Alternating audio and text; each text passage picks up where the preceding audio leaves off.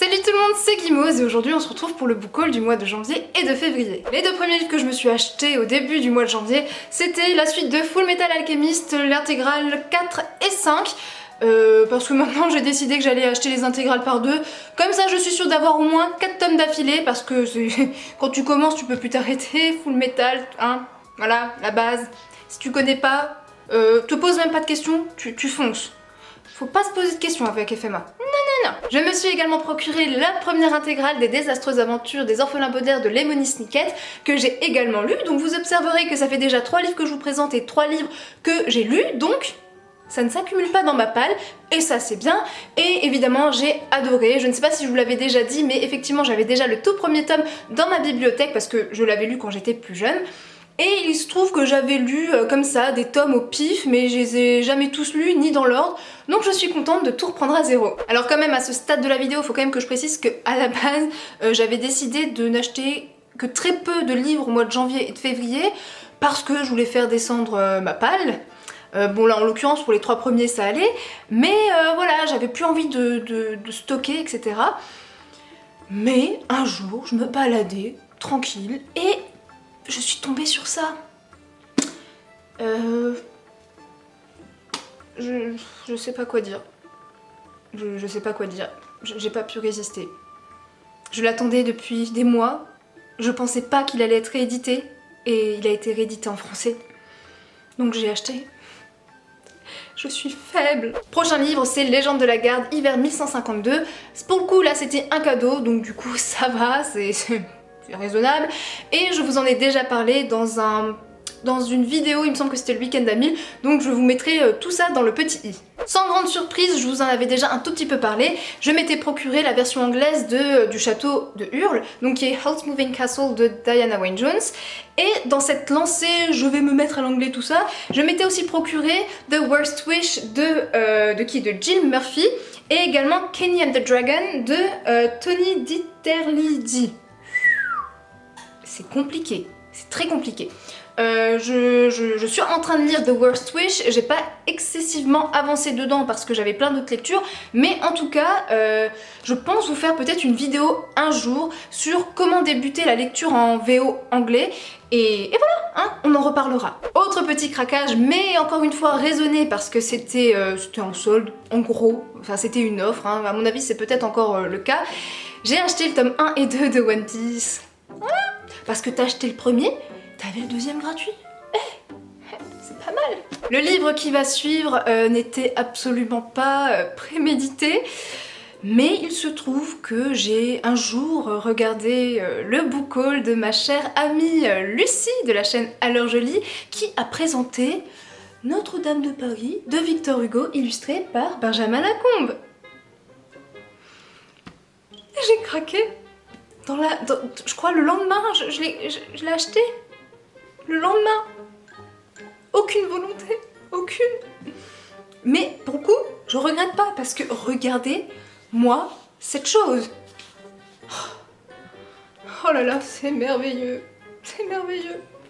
En plus, pour le coup, aussi autre petite excuse, mais bon, qui vaut quand même le coup, c'est que Notre-Dame de Paris, j'ai vraiment très envie de le lire parce que j'avais vu une vidéo de la chaîne Il était une fois Personnage qui en avait parlé avec beaucoup d'amour et qui considère ce livre comme l'un de ses préférés, comme un chef-d'œuvre. Et c'est vrai que je me suis dit que allier le plaisir des classiques et les illustrations que j'adore, c'était le bon deal. Alors j'essaie de vous trouver une illustration, on va peut-être prendre au début pour éviter les spoils, même si bon, je pense qu'on est tous plus ou moins au courant de l'histoire de Notre-Dame de Paris.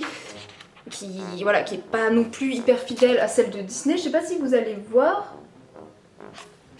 C'est pas très représentatif, hein, vous me direz, mais en l'occurrence c'est très lourd, donc voilà, on va peut-être arrêter là, au pire, internet, hein, à mon avis vous pouvez toujours voir quelques petites images, mais ça c'était le gros craquage. Gros craquage. Mais je regrette pas. Et comme d'habitude, on passe aux achats Françoisir, mais cette fois c'était les soldes. Si vous saviez les économies que j'ai faites, ah là là, merveilleux.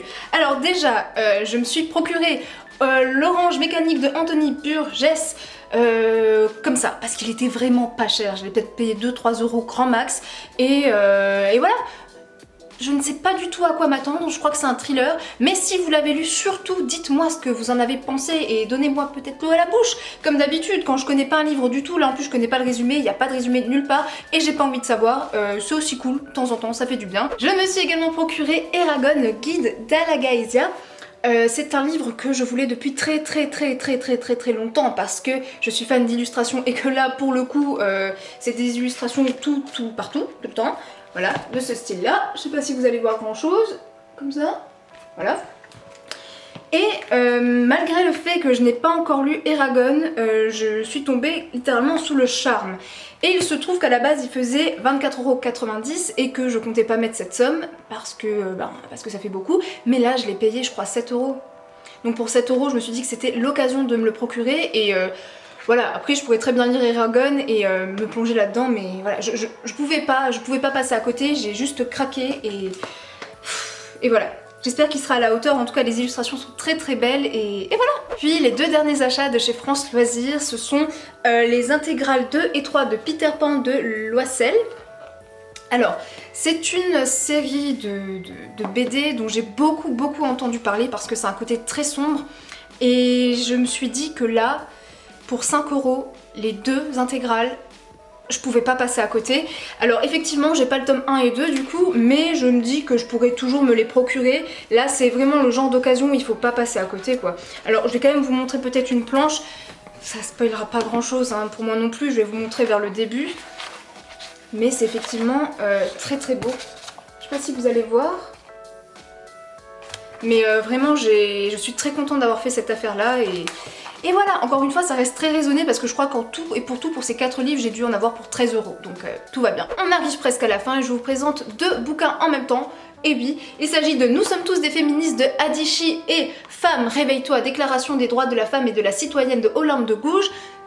J'espère que je le prononce bien, désolée si j'écorche. C'est pour le club de lecture féministe Une chambre à nous. Voilà, de Opaline et Cyrielle, je vous mettrai tout en barre d'infos encore une fois. Mais voilà, j'ai déjà lu celui-ci, c'était chouette, et maintenant il ne me reste plus qu'à lire celui-là. Et oui, efficacité. Dernier livre que je vous présentais, pas des moindres, j'ai gardé le meilleur pour la fin, il s'agit de La peur du sage, la première partie de Patrick Rothfuss. C'est merveilleux, je suis en train de le lire et c'est génial. J'ai rien d'autre à dire, je suis complètement emportée, c'est merveilleux. J'espère vous en reparler encore une fois, mais si ça vous intéresse d'avoir déjà mon avis sur le premier tome, je vous laisse tout ça dans le i. Voilà, cette vidéo est terminée, mais ne partez pas parce que cette fois-ci, on va faire le tirage de la book jar. Et oui, parce que pour le mois de février, je n'avais pas pu le faire parce que je m'y étais pris comme un manche, hein, on va se le dire. Mais je vous l'avais posté sur Instagram, mais cette fois-ci, ben on y va. Alors c'est vrai que... Parlons-en de la lecture du mois de février, je l'avais commencé, c'était Sans famille de Hector Malot, mais j'ai dû stopper tout simplement parce que c'était trop triste pour moi. Ça ne veut pas dire que c'est un mauvais livre, hein. Au contraire, il y a de très grandes qualités, ça se lit très facilement, il n'y a pas de souci, mais je le reprendrai à un autre moment, tout simplement, une question de morale, tout ça. Donc voyons voir. Oh, ah bah 49 jours. Voilà, 49 jours de Patrice Colin, il me semble, j'ai pas mis l'auteur, c'est super intelligent, mais donc ce sera 49 jours pour le mois de mars. Et maintenant c'est à vous de me dire aussi quels ont été vos petits achats du mois de janvier et de février, et voilà, hein, je vous attends en commentaire comme d'habitude, et sur ce je vous fais plein de gros bisous. Bah oui, cette fois-ci je vous fais plein de gros bisous. Je devrais vous le dire plus souvent que je vous fais des bisous, et vu que j'ai déjà dit sur ce, je vais pas vous le dire, mais faites de belles lectures, et à plus, ciao.